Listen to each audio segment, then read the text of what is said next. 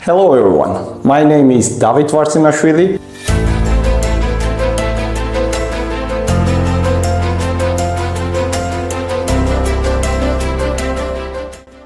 Are compliance regulations becoming so complex that they are killing the businesses?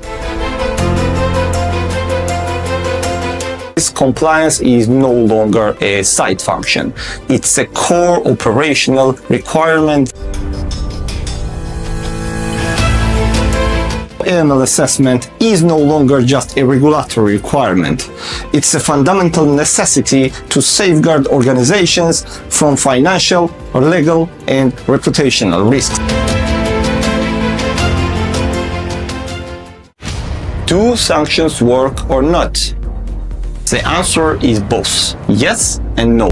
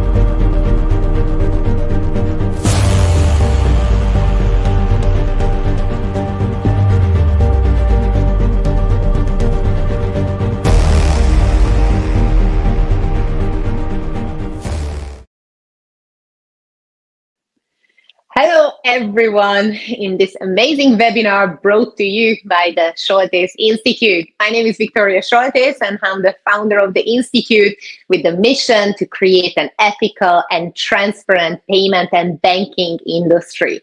As you know by now, payment and banking affects every area of the organization, starting from user experience to data security to product, tech, and of course, finance. But we are not really talking about how much does it affect each areas of the business. And this is what we do here to raise awareness that we need to talk about customer experience and tech and all of those data security issues also when we talk about payments. So we have Kyler with us, who is an absolute tech genius, and she is going to share her wisdom and knowledge about the subject. What is happening when tech breaks the business and how to avoid those costly payment integration mistakes, what is agile, and translate the tech language to us payment professionals to really understand how payment can affect tech and how much tech is playing a role when it comes to payment and banking setup in your organization. Thank you very much, Kyler, for being here with us and agreeing to discuss this subject with us. Tell us a bit more about yourself. How did you end up in tech? And obviously, why are you so passionate about this subject? Yeah, absolutely. Well, thank you so much for having me. I'm so excited to be here today. It's so funny you say, talking about tech on the payment side, a lot of times when we're doing a tech stack or operations, we, are like, whoa, we don't talk about payments type of thing.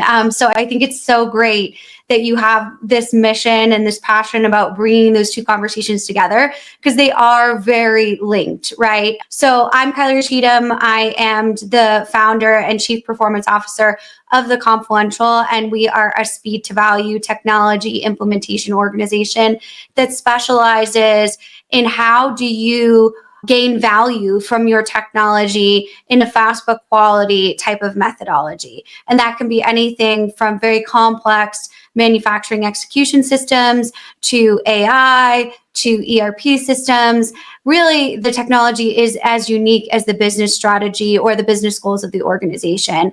So today, I'm really excited to kind of combine those two conversations about how do you optimize your technology to provide optimized business results, but also understanding the importance of finance and payment strategies within that overall holistic conversation. I think we are going to have a really good discussion. So really looking forward to that. As usual, we had some questions from the audience previously. And to be honest with you, I included some of my questions to the list as well, because even you're working with tech almost every day, there are still, I think, some areas that finance doesn't dare to ask from tech. And there is some kind of discrepancy when an accountant is talking to a developer. There is always some kind of misunderstanding that surfaces. So maybe we can go through all of those parts as well, and you can explain to us really that how tech really works, because it looks like still a big mystery for some.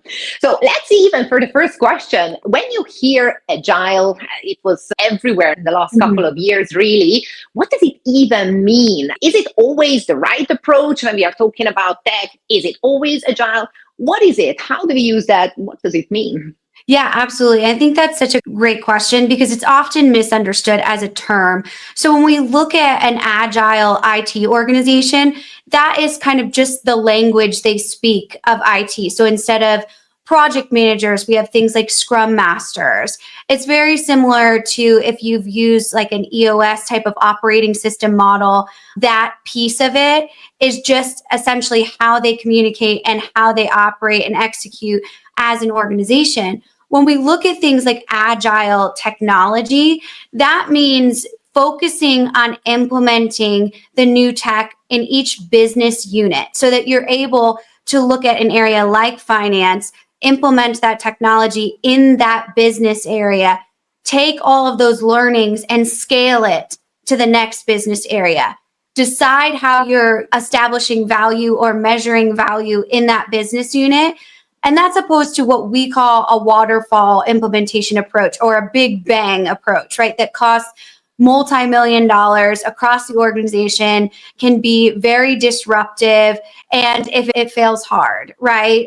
So those are kind of the two different pieces of thinking about agile technology.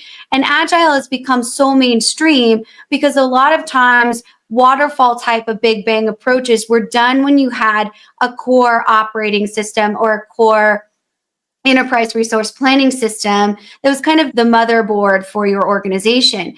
And now, as we've gone into this overall landscape of tech being the backbone of just business in general, a lot of times it's hard to name an employee or a position and role in the organization that doesn't use technology on a daily basis. So it's really gone to being a pillar of operational excellence in the organization. So when we look at something like an agile implementation, that gives us the opportunity to go to finance and talk to those accountants and say, hey, what are your needs? What are your requirements here? So that we can make sure the system is effectively servicing their customer, which in this case is the finance department or those accountant-based users.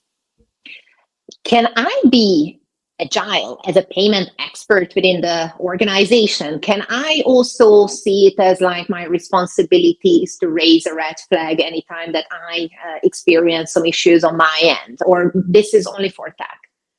Oh, 100%. Yeah, that's a great question. Being agile just in general, right? When we talk about either leadership style or different types of understanding where you're going with your consultancy or your career, then agile is a methodology that I always consider to be something that you need to be fluid and flexible with the changing of the marketplace, especially in things that are ever changing, like I assume, global payments or those banking relationships. It's your job as a consultant to be that helpful advisor to your client, right? To really coach them of how do we make sure that the business is meeting the marketplace and we're effectively servicing our customers? So being agile, I always think of it as a mindset, right? For my team, is we are making sure that we're thinking critically about the problems, but we're also innovating outside the box, right? There is no written requirement for how we need to solve problems. It's just about what's best for the business or what's best for our client. All right.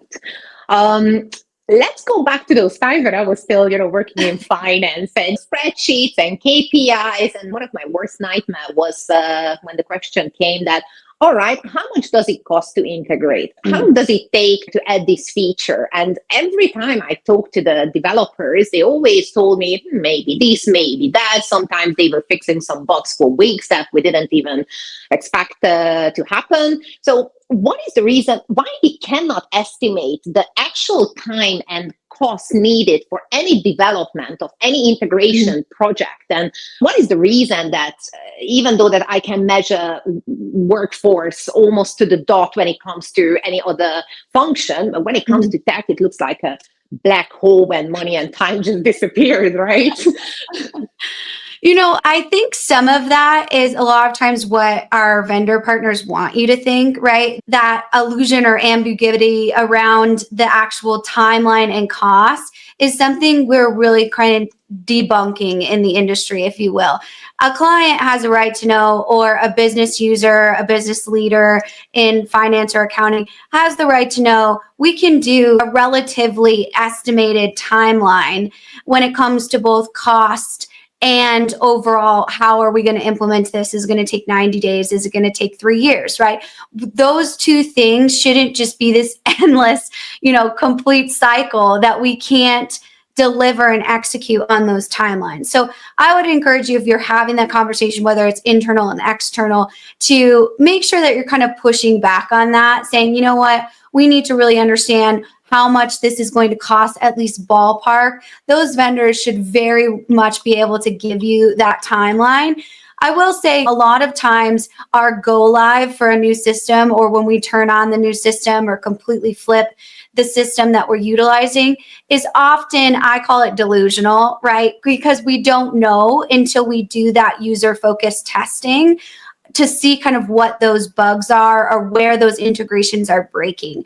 But it still is the job of either your system integrator, depending on what you're using, your PSP provider, all of those different pieces when you're looking at specific payment technology, to give you that information. They should be meeting you there as a partner to understand, okay, is this going to cost 300,000 or is it going to cost 3 million, right? We don't need just this complete unknown in that. We need to be able to plan and budget and create accountability for each other in this overall project. So that's something that definitely my team and I, we don't put up with a lot, especially from our vendor partners, is we need to know how much this is going to cost. I will say, when we look at things like these specific technologies in things like payments, those integrations can be challenging, because anytime a system updates, even if it's not the payment system, say it's the core operating system, then those integrations need to be managed, right? So all of those different stacks that are integrating into the system, or those databases or data sets, are going to need to be maintained and healthy, so that we know each of those integrations are being tested and their health checks are going on a regular basis, just to make sure they're functioning correctly. Right. I like you, because I think you are the first one who told me that, yes, the dev teams really need to give you a proper timeline and the budget, which is usually not really happening.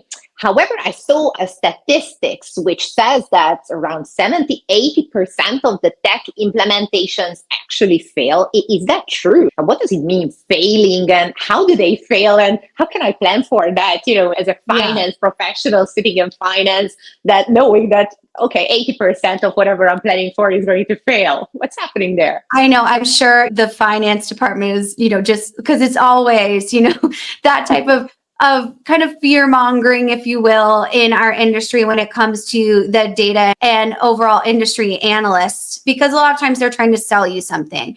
The Confidential Mind company is completely provider agnostic, so our only contracts are with our clients. We don't take any sort of money or financial relationships from software vendors, so that gives us the opportunity to be totally focused on what's best for our client. So a lot of times when we're saying 70 to 80 tech implementations fail, well, we have to define what is failure. And I think that's the more important question to ask here, is what is your success metrics? What are your KPIs and what are you measuring? How do we ensure that we're aligned on that, either as an executive team or a finance leadership team, to ensure that we're measuring actual business value? Are we trying to mine for excess costs and lean out inefficiencies in our financial process? Are we trying to become more lean as an organization and rely on things like automation and AI? Are we a city government or a country government that's just trying to get digitized? So we're getting off things like wet signatures on checks and all of those different modernization tactics. We have to know what that means in order to find out what failure actually means. So when we see all of those bigger ERP failures or those implementation failures that cost hundreds of millions of dollars, that train was wrecking, right? That came for years to come. And the thing that we didn't do was be honest and transparent and surface those issues as an organization to say, hey, these red flags are happening or these issues are going on. And we need to ensure that as a business that we're actually monitoring those success metrics, or we're riding the train, if you will, to ensure that we're not creating failure outside of what our control and our influence are. And that, again, is holding your vendors accountable, whether it's your system integrator on the technical side, or it's your vendor that's actually selling you the software, or it's your outside consultancy that's helping you to ensure that you're hitting those business goals. It's all about that alignment and that understanding, so we're marching in the same direction. Right. Let's get an example, right? Let's say that I'm a very huge, successful e-commerce business. I've got operations all over the world. And the new vendor, payment provider, comes to me and they say that, hey, we can give you lower price, but obviously it needs to be integrated, tested, implemented, and whatnot. So I need to make a decision, does it even worth it? But when it comes to technology, I know, as we said, that there could be some differentiation, the failure could be present. So what do you think? What are those main hidden technical costs when I'm integrating an external vendor, like, in this example, a new payment provider? And how can I calculate with these fees? How do these impact on the ongoing operations as well? Because it's one thing that when I'm spending on the technical integrations, but maybe those could be some extra fees on the side, which is breaking the current system, blocking some other parts of the business. Obviously, everything is connected with everything. What are your experience with that, and how do you overcome that to really see the costs?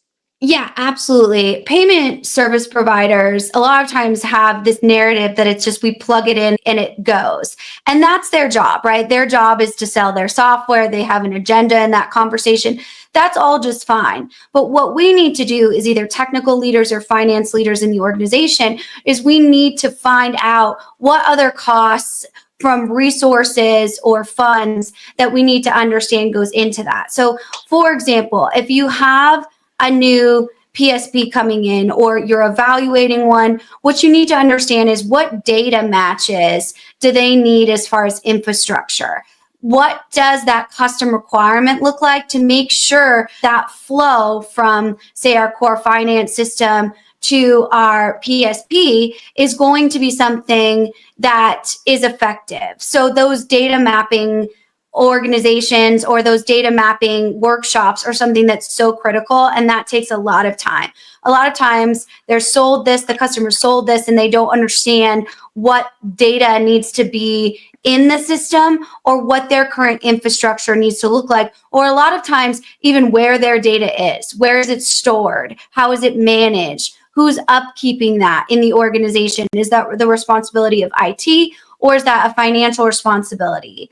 And then we need to look at things like, obviously, security and compliance. Anytime that you open up a new integration, that's a security risk. And when you're in finance, that risk needs to be negative 100, right? Needs to be absolutely zero risk when we're dealing with cybersecurity openings. So you need to have a security analysis done, whether that's internal or you bring someone in external to do that, just to make sure that, hey, this system is effectively compliant and it's going to be safe and secure for my team to use. Also, we need to look at those integration factors. What is it integrating with? And have that vendor prove it, right? If you're sitting in a demo or you're sitting in a sales conversation, they're taking you through all these shiny features, all these very cool functionalities. That's awesome, but I need you to prove to me that it works with my internal system, my existing stack, that's actually relevant to me in the demos. A lot of times vendors don't want to show you that because, it's more work, or maybe that integration doesn't really work. But you need to look at that as a red flag if they're not showing you exactly what that integration looks like before you buy it, right? It's not just on you, it's their system. You need to put some accountability on them. And then you need to look at what is the API that you're utilizing to actually integrate this. If there's no established integration in the marketplace, we're creating a custom API. Who owns that custom API? I can't tell you the amount of times I've had a client come to me and say, hey, I use this system and I created a custom API, but now my system integrator owns it. So I can contractually never fire them, right?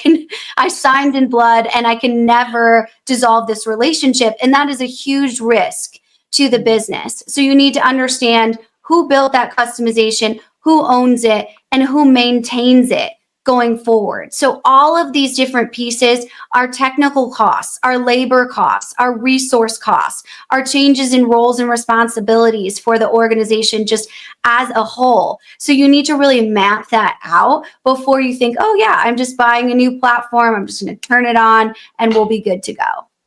And how many times it actually really happens, right? You just look at a demo, 10 minutes, half an hour if you're lucky. The salesperson convinces you that this is the best thing ever. You sign the contract, smack it onto the development team to start to integrate, and that's when the problems start to come out.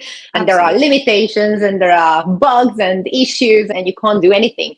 Actually, we had a client who was building a very nice luxury brand of, I think it was face creams, different lovely luxury products. And of course, they were really paying attention of the brand is maintained and sustainable. It was nice green color, representing the nature and all that. And they found a payment provider who was like 0.5% cheaper or something like that, which was like this brutal orange and purple. And the customer experience was like broken. I mean, technically it was good, but it just didn't really match the beautiful colors. And every time that when you wanted to pay and the checkout page came up, the clients were freaked out that what is this, right? How does it look like? And of course, finance is not really looking at the customer experience on that. And tech is just, integrating whatever they tell them to do so. But tell me a bit more about these technical limitations, because that's just one example, but I'm sure that there are so many other technical limitations within these external vendors to affect the company's scalability and user experience as well. And why do we find out these too late? And is there any way to do more, testing, run it with different departments? Like from a tech perspective, how can we identify them on time much better? Yeah. And I love that example, Victoria, because one of the pieces that we forget, right, is that user experience, that cohesive user experience. And even some bigger software providers like SAP, which is arguably the largest in the entire world when it comes to internal software providers, have hired actually designers to come in and do their user experience, because that designer understands the creativity behind how an experience needs to look. And now, especially that we have savvy customers around the world, if even something in an e-commerce model looks a little bit nefarious or sketchy, right, then the customer is bailing, right? They're out of there. They're not at all going to take that risk. So that's so critical in that example. And, some other things that you really need to consider is just what the vendor's showing up for you. If you are going through a demo, you're not talking to a real person, you don't have an account representative. A lot of times these SaaS providers on these platforms are kind of faceless, right? There is no partnership. There is no number to call, right? If you have an issue with your system. And that is a huge red flag for that relationship, you need to ensure that you're talking to someone that not only the salesperson, right, because their job is to sell you it. And arguably in the software world, we have some of the best salespeople there are, because there's nothing harder to sell than technology that's totally intangible. You can't hold it. It's not a product. You can see it, right? But it's a platform that you're selling. So a lot of times they're very skilled salespeople, but you want to ask questions like, who's going to be on my account management team? Who do I call when I have an issue? What's your plan as far as integration and testing? They should be able to provide that to you.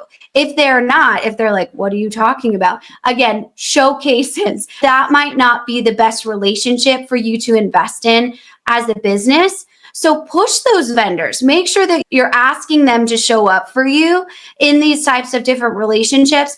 Hey, I have an infrastructure that looks like this, and my architecture and IT looks like this.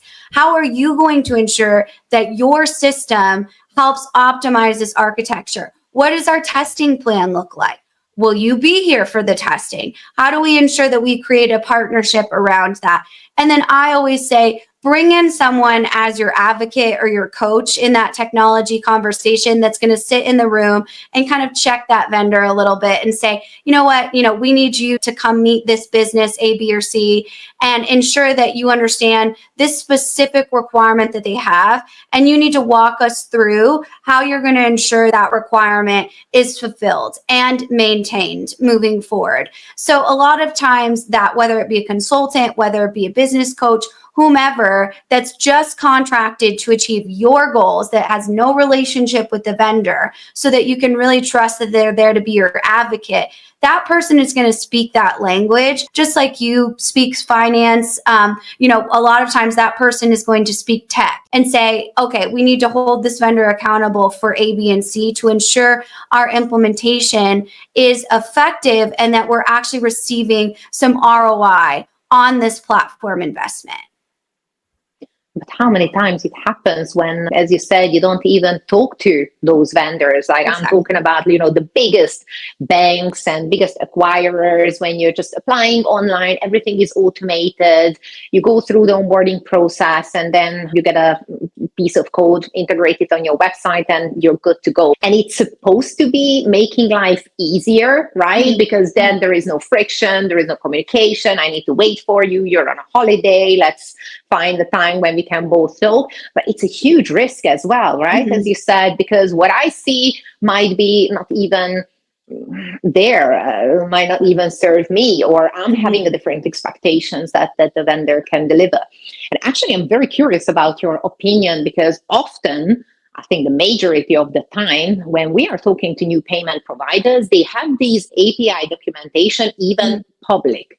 So what we usually do is send it to the development team, check if the API is good enough. I mean, that's what we say. And if the dev team comes back and they said, yes, it's good to go, then we start integrating and we don't even question anything. So then it's between the dev team to figure it out. But what are the risks? Like how these inadequate API documentation stuff introduce like operational risks and serious problems when we are talking about international companies? How can we be sure that this API maybe is okay in one side of the world, but maybe it can be problematic somewhere else? So what are your experience with these API? API is just one API and that's it, or it needs to be customized? Does it need to be, formed? Yeah. Understood? Yeah, it's a great question. And nobody really wants to talk about an API, right? Because it's kind of scary, right? We're like, what does that mean? Again, this thing that we can't really understand, totally intangible. But a lot of times vendors are putting out those outdated APIs or something that isn't going to work for a specific organization just because of their overall e-commerce structure or their payment structure. An API is often as unique as the organization. So maybe that API that's public will work for you, but there needs to be scenario testing around that. And you need to look at the API as a living, breathing initiative or a strategy that needs to be checked on, a weekly basis, a monthly basis. There needs to be health checks to ensure that this API is functioning correctly. And a lot of times what we see is kind of misinterpretations of the API of it works in this scenario with this tech stack, but not in this scenario. And 60% of our customers can handle this API. Okay, well, what if I'm in the 40%, right? And so you hand it to the developer, and a lot of times they just test that scenario. So say you're an e-commerce business out of Spain and all of those payments are going through Spain. What happens when you have a customer in California, in the United States? What about that scenario? You need to use all that user traffic and really understand the risks behind that. I think there also is a lot of incorrect implementations when it comes to APIs. How do we handle errors? How do we handle reentries? How do we handle authentications? All of those different pieces that you need to take the system through to. So if it takes your developer, especially if they're an outside developer, a couple hours to test the API, that's not it, right? We need all of these different scenarios that they need to work with the business users to say, okay, what are these different customer profiles that we need to actually run through the testing phase?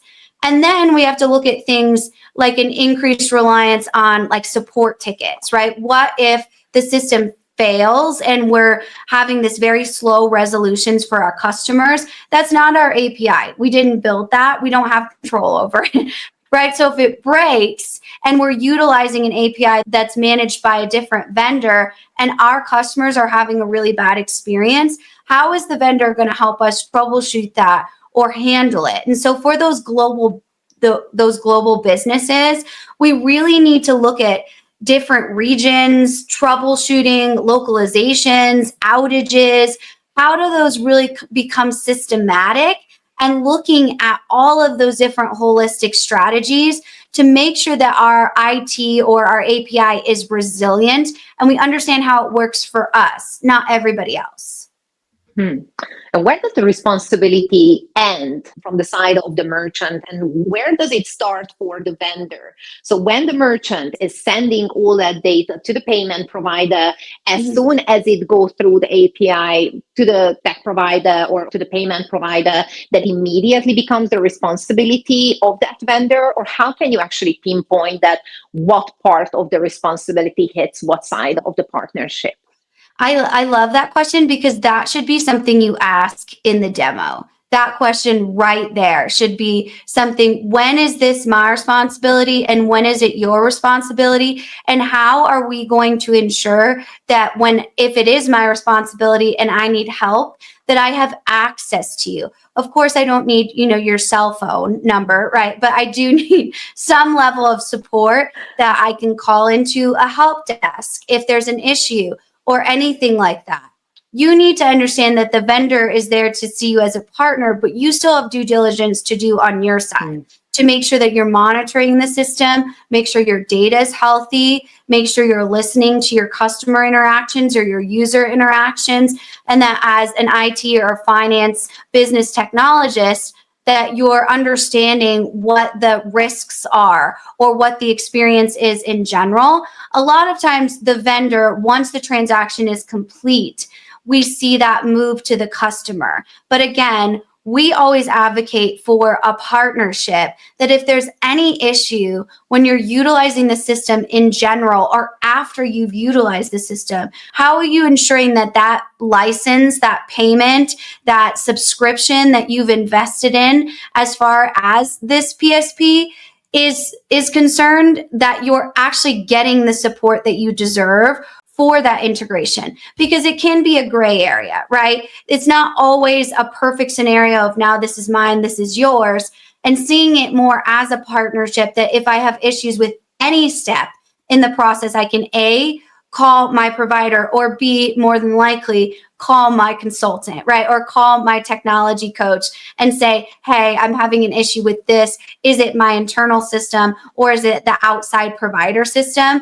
And because now our modern tech stack is so diverse, that's where we see the rise of the enterprise architects, right? There's an architect inside the organization that knows exactly where the data is at in the tech journey and can pinpoint, okay, is this the vendors or is this our issue issue that we need to solve internally, but that takes a very sophisticated IT mapping and enterprise architecture setup.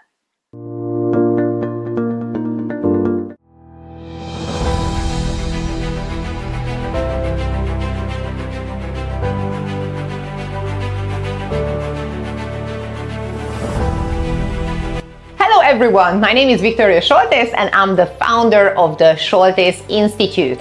Startups fail, and if they fail, most probably they are failing because they don't have the thought out and proper channels for payments and banking. Hello everyone, my name is David Varsimashvili. Compliance is no longer a side function. It's a core operational requirement. Hey, welcome everybody. I'm Marcia Klingon-Smith. Instant payments is transforming the way money moves all across the globe, across all the different industries.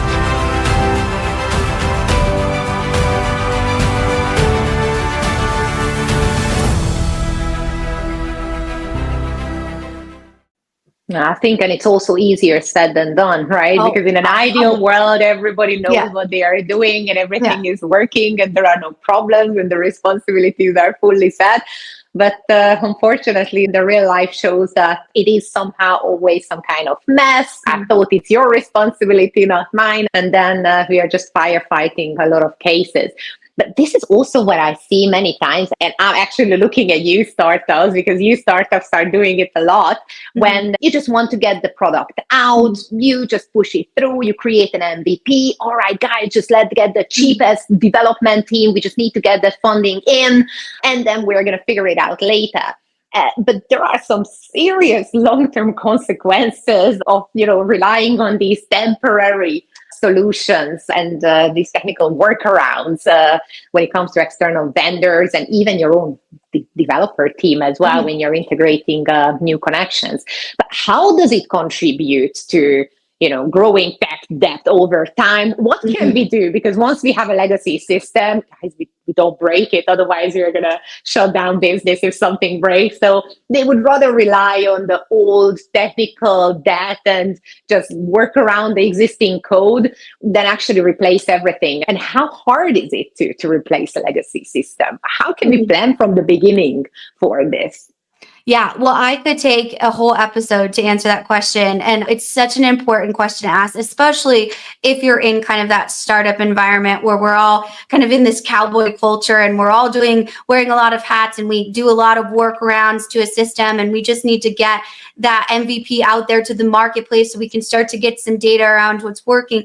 All of that innovation is really cool, right? That's awesome that you have that motivation and that need for speed, but we have to look at the value that comes. And especially as business leaders, we need to make good, sustainable decisions when it comes to how we're investing in technology. Because when you are a small to medium-sized business, a failed technology implementation can mean bankruptcy or closing your doors. And we've seen that happen before. And unfortunately, that is just the consequence of, buying things, getting it out there and not thinking through the long-term strategy. So when we're looking at things like a just for now solution or a workaround, a custom code, a patch, anything like that, we're creating these really kind of fragile dependencies that could easily be broken. So think of it like you sewed something on with one thread to one of your pieces of clothing and you're like, this is just going to work for now. Well, then you go out into the world and you're moving your arms around, you're doing all of these different things, and that thread is stretching and stretching and stretching, and it's not solid and it's not quality, right? It just was, I had to get out of the house and my arm can't fall, or my arm sleeve can't fall off my jacket, right? So we need to look at how we create that plan for that just for now. I'm not at all saying or depending and living in a delusional reality that sometimes we don't need those just to get that push out the door. But we need to have a plan for how we're going to enforce that or replace it and look at a technology roadmap, even if it's just a very, very brief skeleton for what that looks like. And then when we're choosing something like replacing a legacy system, A lot of times I tell people to stop, right? Stop and pull your organization. 9 times out of 10, I can't tell you the amount of times I've sat in an executive meeting where they're like, everyone wants a new system. They all hate it. They all complain about it. Well, also, change is very scary. No matter what change it is in the organization, process, organizational, technology, strategy, those are all things that can birth fear and overall resistance in the organization. So if you don't have a data set and pull your organization to say, are they actually ready for a new system, then you don't have a baseline to start with to move forward on choosing that new system or replacing that legacy system, whether you're doing it through a waterfall approach or an agile approach, it doesn't matter. If you don't listen to your people and understand where they're at right now, then it is going to fail. I promise you that. And so when we look at how do we not create that very expensive technical debt, we need to start with looking at the people, looking at our current state, taking a breath and seeing what we have now. Engage someone that kind of knows what they're talking about, right? In where your business is, whether it's an SMB specialist, whether you're a Fortune 100 company, it doesn't matter. Bring someone in to assess what you have now and then build a conscious and intentional roadmap going forward. Faster is not always better. Sometimes workarounds need to be there as something that is temporary, but your mindset around it is just that. It is temporary. And the last thing I'll add to that is do not blindly trust your vendors. Remember, when you do that, you create a huge risk. And I get it, right? It's very easy to say, okay, this is their expertise. Just go do, I have a whole new business to launch, or I'm very busy with my day job, right? But you need to manage to that vendor, or you will create all of these risks when it comes to technical debt, or rely on somebody else's business for you to make good business decisions. And that is the biggest risk when it comes to technical debt, is just losing control of your overall operations or internal systems. You are so right. And I think people don't even understand that how often it happens. And even with the biggest companies. I was in Especially a conference. with the biggest companies. Yeah. Exactly, with the legacy system, right? Yeah. You think that they got all figured it out and they have everything top notch. And I was in this conference and, you go around and just chitty chat with everyone. And there was this gentleman who came up to me and, we started to joke around and talk about the industry. And he says to me that, right, don't tell anyone. But we got around a 500 line of code that we still don't have a clue what's going on, but every single payment is going through that 500 line of code and we don't dare to take it out because that is going to break the whole system. I'm like, what do you mean?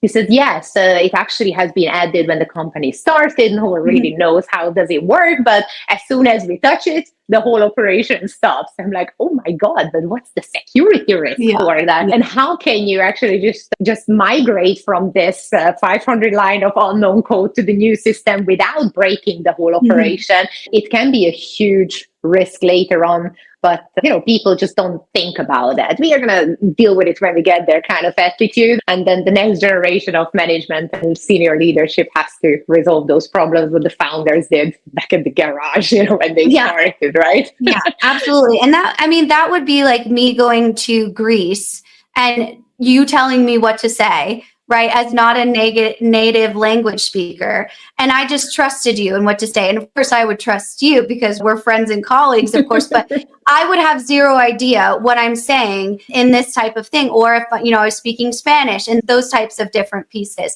And that's what you're doing with that line of code, is you have zero idea of what sort of nefarious actors have built that code, what it's actually looking like as far as the different inefficiencies that you're not paying for in your organization. Like, there's so many different risks when it comes to that. So of course, people do that all the time. They have this weird like spaghetti bowl of integrations and anyone's like, I don't really know how that works. And it's like, okay, the fact that you're comfortable just saying that is a huge risk just in general, right? So we need to go in, we need to have someone look at that 500 line code and see, this could probably nowadays modernly be either a very quick integration or 100-line code, right? So there's probably so much leakage or security risks in this big code block, but you need someone to kind of assess that and find that out.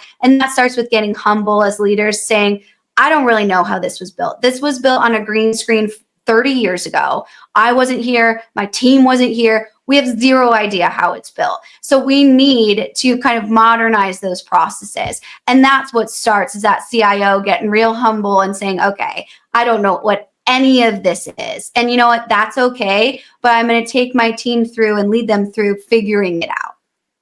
That's so true. You said it so well. But okay, what can we do? How can organizations then shift their mindsets from this delivery timelines to value timelines, not to rush into things, but then deliver value? And, how can you even set the KPIs right that people are not chasing after the wrong thing? Absolutely. And I love this question because it's like we need to stop thinking about and asking, when will it ship, and asking, will it matter? Type of thing. Will the payment go through, or what is the customer experience? So focusing on the outcomes, those real outcomes are going to be how you measure that value. Is it time to user adoption? So many times we see organizations buy this beautiful, sparkly technology, and then their users are either scared of it, they don't know how to use it, they don't feel like it's effective, and they create these temporary workarounds that then become a core competency in the organization. So maybe that's a standard. That is the value of how many people are actually utilizing this system. And how do we ensure that we created motivation for them to see the what's in it for me, not the stick approach of you will use this and I will monitor your user times. That never works. And maybe it's like a time to impact KPI or conversions or a net present value. All of those different pieces, you have to decide as an organization what you're going to measure and how that value actually comes to term, and you measure it to there. When we take our approach, which is a speed to value approach, a lot of times that's disruptive in the marketplace because everyone wants to say, we can't do anything fast. We can't do anything fast. And it's like, well, actually, we can do things efficiently and fast as long as we take it one area of the business to the other area of the business. And, payments technology is a perfect example of this. Payments technology is really only going to be used on the accounting, finance side and the front end of the business, whether it's an e-commerce side, brick and mortar, retail, whatever, right? That's where this system needs to be implemented. So let's take that area of the business. Let's understand what our current state is, like I mentioned. Let's lay out our implementation prep phase, right? How are we going to select a new technology? What are we going to expect from our vendor? Let's get our ducks in a row on our side so that we know as a united front before we go talk to any vendors. Then we go out, we source the demos, we ask them to show up for our specific scenarios, not our neighbors, not our moms, right?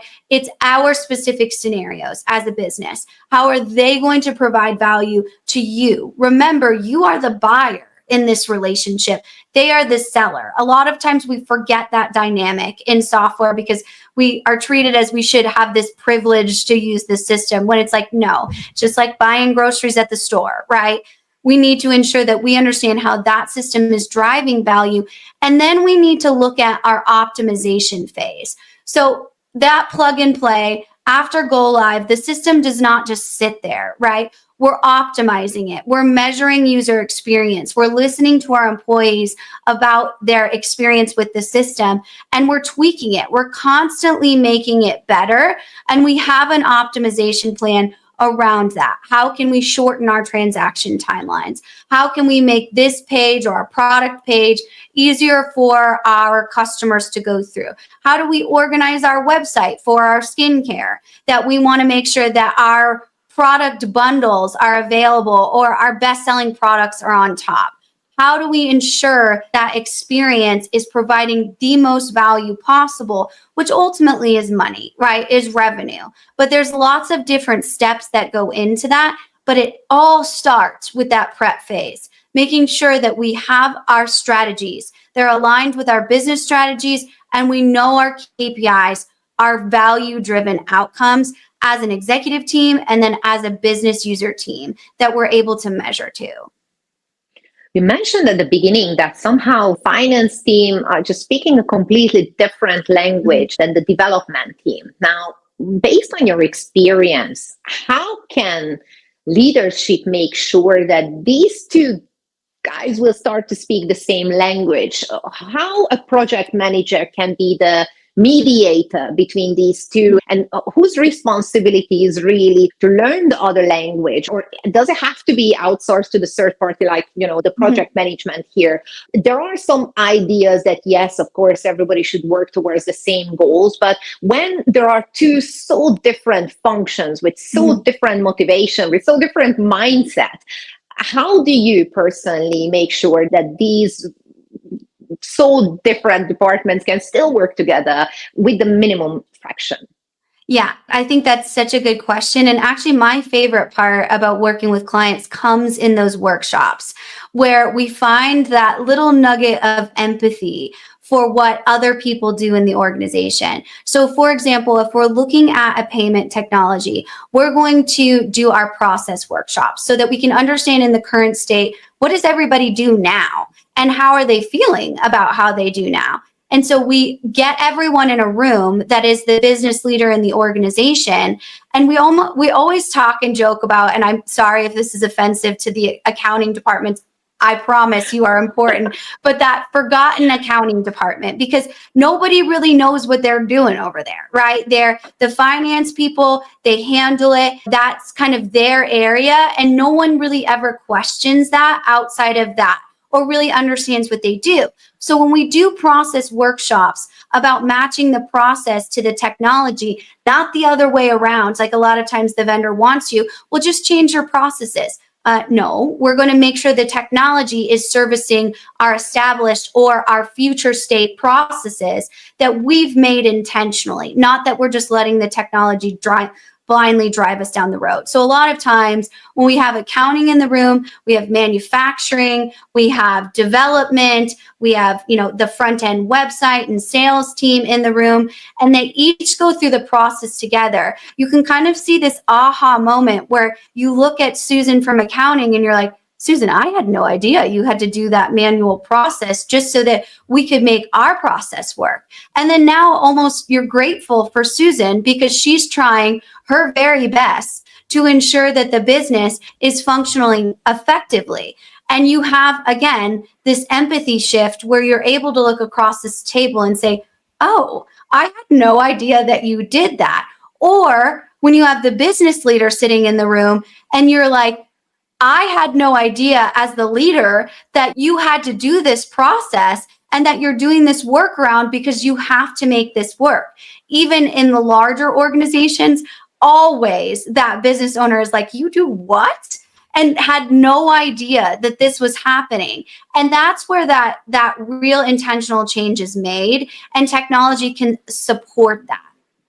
So when we're looking at how do we create these synergies behind these two people or these two different departments, it's sitting them down and actually asking them, what is your experience and what do you do? And you find this common ground. So now everyone's on board with, I need functions A, B, and C in the system.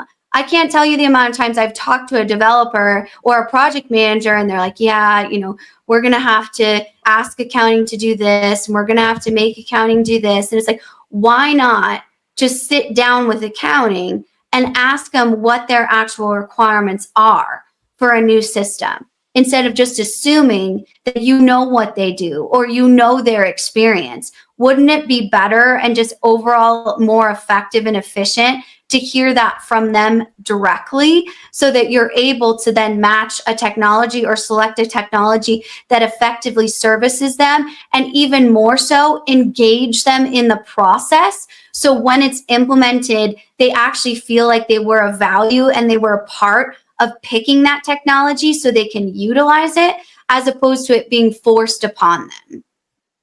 I'm laughing so hard because I know exactly what you mean. I was in the exact same boardrooms, but I was at the other side of the Yeah. table. So I was finance. I was the Susan who tries to explain Yeah. to the developers that, guys, we need to have this report ready. How comes that you can't change this Excel sheet to that Excel sheet? It's just like adding an extra line of code. And when they start explaining that, no, but then we have to go back to the source code, and then we are looking at each other in finance that, what are these guys talking about? I have no idea. That is just so easy, right? You just change the button from green to red, and easy as that. Actually, we had a case. It was a huge gaming company, and the regulations are always changing. Oh, yeah. And all of a sudden we had, I think, around like 2 or 3 months to develop a new way whereby we monitor how the players' data is being kept. So it's no longer the address, but it has to be separated by counties as well, because the county had a different regulation other than the whole country. So we were sitting there and we were thinking that, okay, it's so easy, right? It's like an Excel sheet. You just divide that. This is the street address. This is the city, if the city belongs there. It's easy, right? What do you need to develop on that for 2-3 months?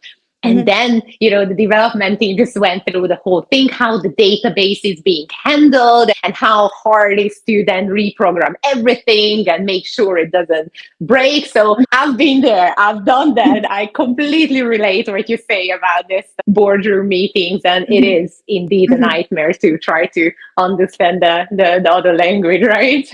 Absolutely. Yeah, absolutely. It can be a big challenge, but it's so critical that we go through that as a team to really understand, like from the accounting perspective, why do you need that? And the development perspective. The issue, though, is you need a strong project manager, because ideally, really, the accounting team shouldn't really be talking to the engineers and developer. And we talk about that a lot and joke about it in our world. The developer is an order taker. They're a coding genius. They do not understand business strategy, nor do they want to. Just as a lot of times our accounting team does not want to understand the supply chain automation and manufacturing. That is not their world, right? But that project manager, a good project manager, should be able to take everyone's agenda, understand what that means, and offer a solution that meets all of those different things. Because if you're putting an American and someone from Spain in the same room and you're saying, hey, talk to each other, there might be nuances that we could get from nonverbals and a basic level of understanding. But if we're not speaking the same language, we're likely not going to be super successful in that conversation. So true. And you said it's so right. It's the different language, right? It's different planets and different motivations. All right. The best for the last. I think this is the $1 million question that everybody wants to know. What is that one question that teams should ask before they implement their next tech project? What is the one question which reveals all issues, all problems, and must be asked? Why? Love it. Why are we doing this? And a lot of times that's so simple and we skip over that question. A lot of times when clients come to us, they're like, we're ready. We want, automation. We want robotics on our shop floor. We want a smart crane. We want a digital twin. We want all of these very technical maverick type of technologies. And we're over here like, cool, awesome. That sounds great. Why do you want that? And they're like, because we want to be cutting edge, because we want to be digital first, because we want to, those are just words, right? It's like a lot of times when someone comes to me and they're like, AI is our strategy for 2025. And I'm like, that is a sentence, right? That is not a strategy, right? Why do you want AI? What kind of AI do you want? And so when we look at these types of different things, we don't need to buy new tech just because we want new tech. What we need to understand is the why behind it.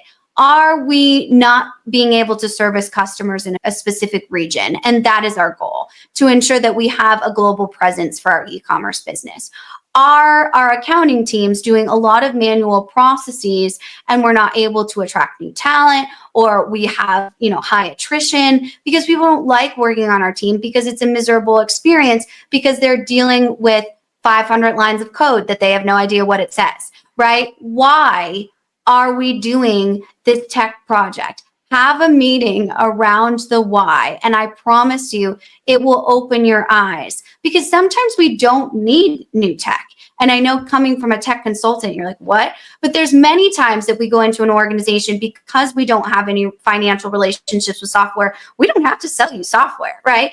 We could look at what you have right now, and there could just be tweaks to different areas of your processes. There could just be optimization that you need for your current system.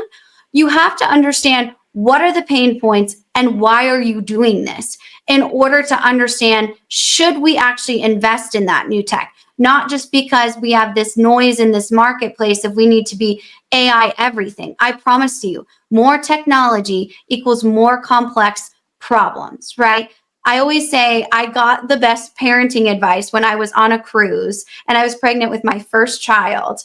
And this older gentleman, very kind, got in an elevator with me and he said, you know what, just remember, when they're 3, they have 3-year-old problems. When they're 30, they have 30-year-old problems. And that is the same goes for technology. When you have 3 systems, you have 3 problems. When you have 300 systems, you have 300 problems that you need a full-fledged IT team, and usually, an employee per each system at least, right, to manage all of that. Why are you doing that? What are you trying to achieve?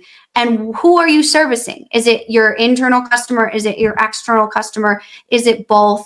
You need, as a leadership team, be able to answer that question, create a project manifesto around it, and remind yourself throughout the different stages, when it gets hard, when things get tough, or people get upset, why are we doing this? You need to come back to that question and really hold it as your mantra throughout the project. I think you already saved hundreds of thousands of hours of research and understanding for me, even with this short discussion. So thank you very much for that. Is there something that you still want to just tell us or raise awareness about and we haven't touched yet? Yeah, absolutely. I think you're a great example of this, Victoria. I know I really admire your willingness in the marketplace just to ask questions. And a lot of times in technology, we think we're supposed to know how to write 500 lines of code, and that is not true whatsoever. There is a lot of people that are software engineers that write that code, but there's also a lot of people that are business leaders that leverage technology every single day. If you don't know how to do something, be brave enough to ask, right? And that piece is going to kind of either get you to the next level in your consultancy, get you to the next level in your career, and treating people with kindness and discovery, as opposed to coming in being like they want to steal my job or something like that. And you always have this willingness in the marketplace to ask questions. And I think that's why the payments consultancy has become something that has become more mainstream, because you're like, hey, I want to know how we work better with our colleagues across the world. And I think that's something that we can all do as consultants to get better at, is ask, how can we help? How can we drive value? And how can we make the collective more effective, as opposed to looking at everything as a competition? So true. And at the end of the day, people make business with people. So it's all about the approach as well, and the attitude towards the challenges, how we can deal with them together as a team. Well, Kyla, thank you so much for all your wisdom and the expertise that you shared with us. Thank you very much for being here and dedicate this time. And I think I'm just speaking for you as well when I say, please, everyone who has any questions or comments, or even just a good story, please do share this with us, because that's the only way that we can talk about the problem, raise awareness of the issue, and together we can create a much more transparent and ethical industry. Thank you again, Kyla, for being here with us today, and see you later. Hey, welcome everybody. I'm Marcia Klingon-Smith.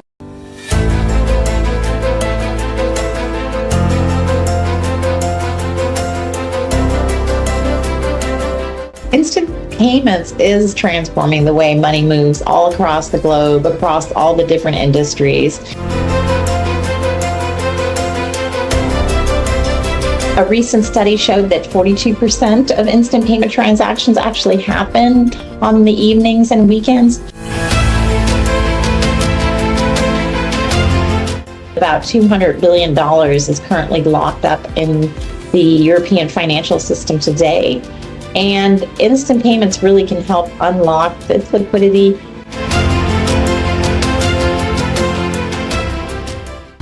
The future of finance is instant, and those who adapt will thrive.